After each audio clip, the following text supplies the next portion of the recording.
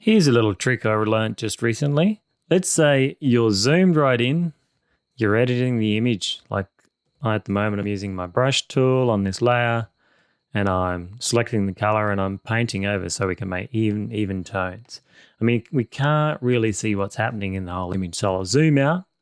What I actually like to do is come up here to window and make two windows. So I'll go to window, arrange, a new window for this, my file name. So I'll click that. So we've created two windows of the same image. And I'll go back to arrange and go tile or vertically.